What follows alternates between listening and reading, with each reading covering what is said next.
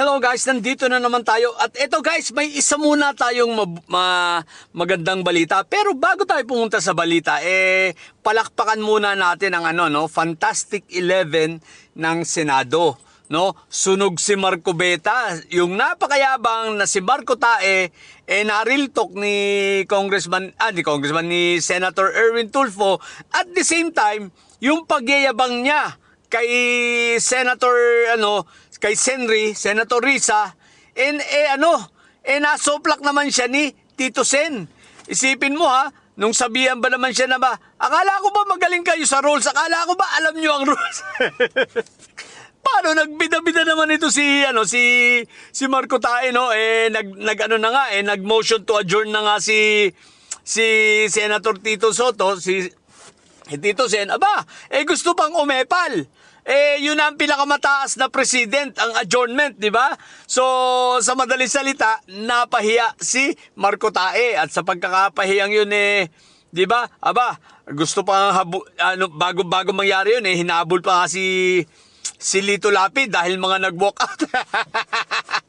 Guys, isang napakagaling na strategy at papalakpakan mo ang strategy ito na ginawa ng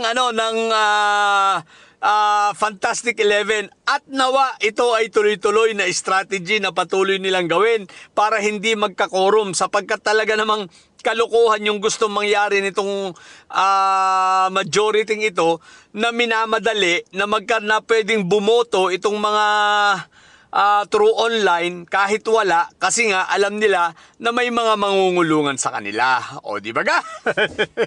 Sunog! Nung mag-walkout di walang quorum, wala mangyayaring botohan. Sabay nag-motion si Tito Sen, motion to adjourn, agoy Rudy! Walang nagawa, hindi kumontra si Madam 10K. Siya nga pala Guys, hindi ba kayo napapaisip Dito mo makikita na bobo ang lahat ng nasa majority. Bakit ka mo? Isipin mo dapat ang presiding officer doon dapat si Cayetano, di ba? Dahil siya ang Senate President. Bakit niya pinapasa sa pro tempore kay Loren Legarda? Kasi nga wala na kasing makakadebate sa grupo nila. Wala nang makatayo para na matalino para dumibate. Sila na lang dalawa na nagpapanggap na matalino dahil in reality, parehas naman bobo. Hindi nyo napansin. Ang tumatayo lang ay dalawa lang na nakikipagdebate. Si Marco Tae lang at si Madam 10K kahit nung nakaraan. Di ba? Kasi nga, wala nang didebate. Puro bobo sila. Unlike sa Fantastic 11, lahat tumatayo. Kahit si Senator Lito Lapid tumayo at sinabi niya, hindi, pinasinungalingan niya ang fake news ng mga didilis na siya daw ay lumipat na. At klinaro niya, klarong-klaro. Anong sabi niya? Hindi ako ay nananatiling saan? Sa majority. Sunog na sunog. Pero ito ang pinakamagandang balita guys. Abangan natin next week.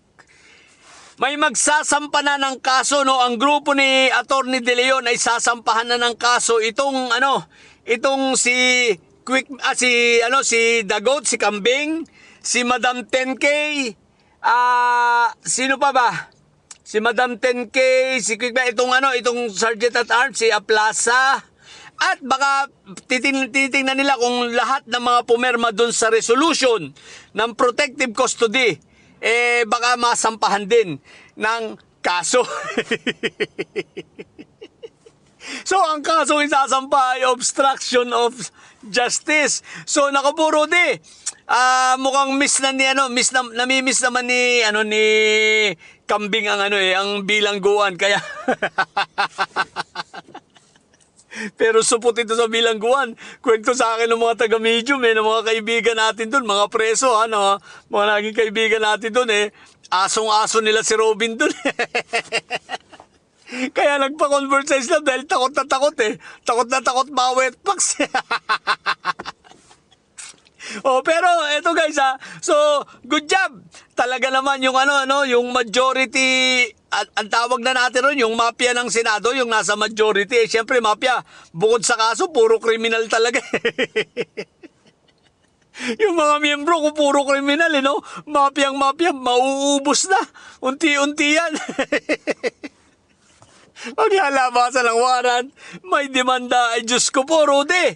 Ang nangyari na sa Senado. Anyway, okay lang yan, ha?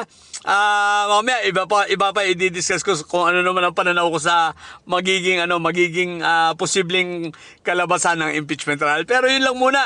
So, nakakatuwa ang mga pangyayari, no? Talagang mas nagiging katawa-tawa na itong may sayad black o may sayad black ang mafia ng Senado.